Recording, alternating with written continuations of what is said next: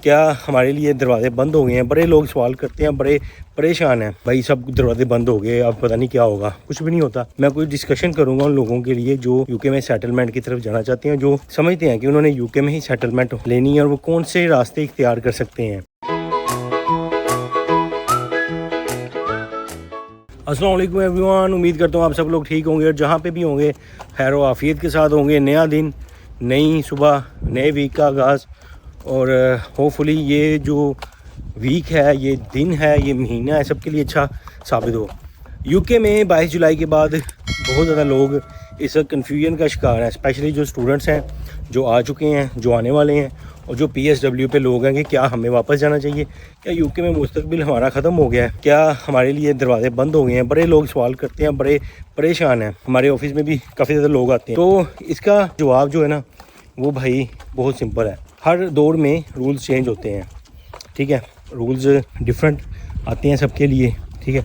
जब अगर मैं बात करूं 2007 की, 8 की या इससे 15-20 साल पहले, हर दौर में रूल्स सख्त होते हैं।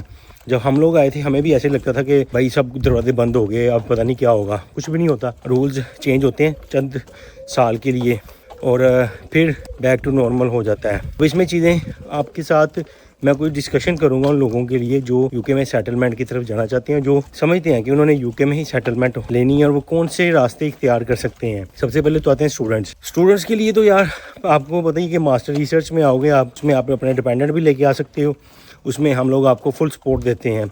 रिसर्च प्रोग्राम में उसमें आपका 2 साल का, 2.5 साल का भी वीज़ा लग जाता है। उसके बाद रूट PSW है और फिर अगर आपको अच्छी कंपनी वर्क वीज़ा दे देती है, स्पॉन्सरशिप, तो फिर आप वो अवेल कर सकते हो। और वर्क वीज़ा स्पॉन्सरशिप थोड़ा सा अब इन्होंने हार्ड कर दिया, पहले की निस्बत बिल्कुल डिफरेंट स्टोरी हो गई है। वो सभी को पता कि इन्होंने थ्रेशोल्ड बढ़ा दिया और फिर काफ़ी ज़्यादा जॉब्स हैं वो उड़ा दी हैं। क्योंकि जैसे केयर होम का वीज़ा लोगों ने लिया था, 25,000 उसकी थ्रेशोल्ड था, ईजीली मिल जाता था, सैलरी ईजी शो हो जाती थी। लेकिन अब क्योंकि बड़ी अमाउंट होगी, आपकी बड़ी सैलरी होगी, बड़ी टैक्स पे करना पड़ेगा, वो एक स्टोरी है। दूसरा रूट ये होता है कि बहुत ज़्यादा लोग पूछते हैं जी हमारी वाइफ आ गई है तो हम स्टूडेंट वीज़ा के बाद PSW लेंगे, वाइफ डिपेंडेंट हो जाएगी, फिर वाइफ को एडमिशन लेके देंगे और हम उसके डिपेंडेंट बन जाएंगे। तो इस तरह से करके हम टाइम बाय करेंगे और फिर उस दौरान अगर रूल कोई सही आ गया तो हम वो अप्लाई कर देंगे।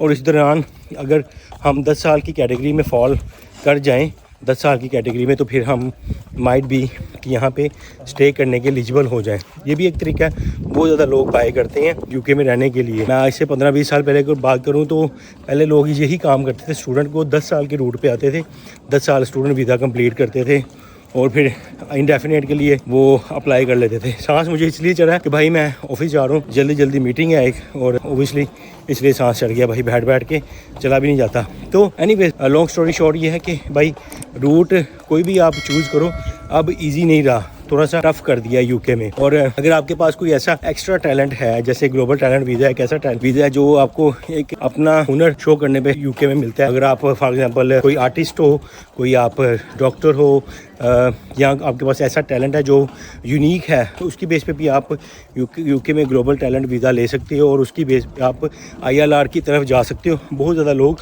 इस वीज़े से फ़ायदा उठा चुके हैं और मोस्टली इंडियंस लोग हैं जिनको ये वीज़ा मिल भी जाता है काफ़ी आसानी से पाकिस्तानियों की निस्बत।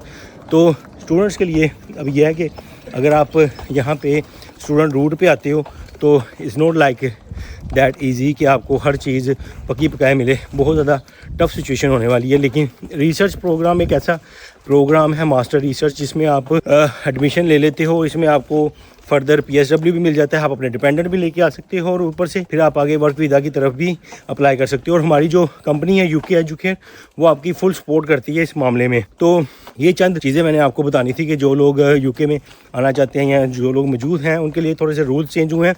बट अगेन 22 जुलाई के बाद ऐसा नहीं है कि स्टोरी ख़त्म हो गई है, स्टोरी तो भी शुरू हुई है। घबराना नहीं है, परेशान नहीं होना। हर दफ़ा ये रूल्स इसी तरह से चेंज होते हैं और लोग यहाँ इसी तरह से चीखते हैं, चिल्लाते हैं, लेकिन यूके में जो एक दफ़ा आ जाता है वो वापस नहीं जाता। लीगल वे से अगर आप रहो यहाँ पे अच्छे तरीके से, आप कोई यहाँ पे ऐसा काम ना करो जिसकी वजह से आपका वीज़ा ख़राब हो। तो मेरा नहीं ख्याल है आपको कोई यूके में रहने में प्रॉब्लम आती है। लीगल तरीके से हर कंट्री में रहा जा सकता है। तो मेरी एडवाइस उन तमाम स्टूडेंट्स के लिए है कि अच्छे तरीके से रहें, अपना टाइम वेल करें, अपनी एजुकेशन पे टाइम दें, स्टडी पे, और रास्ते फिर खुद ही निकल आते हैं। और उम्मीद करता हूँ आज की वीडियो आपको अच्छी लगी होगी, पसंद आई होगी। वीडियो का मकसद यही होता है कि आपकी ज़्यादा से ज़्यादा हेल्प की जाए, आपको इन्फॉर्मेशन दी जाए इंग्लैंड के बारे में। अगर आपको मज़ीद इन्फॉर्मेशन चाहिए तो आप इस चैनल को सब्सक्राइब करें, बेल आइकन को दोबारा मत भूलिएगा, और हमें कमेंट सेक्शन में ज़रूर बताइएगा कि हम नेक्स्ट वीडियो किस टॉपिक पे बनाएं, और अपना प्यार इसी तरह से हमें देते रहिएगा, और हम इंशाअल्लाह ताला आपके लिए इसी तरह से वीडियो लेके आते रहेंगे। मिलते हैं अगली वीडियो में। टेक केयर, अल्लाह हाफिज़।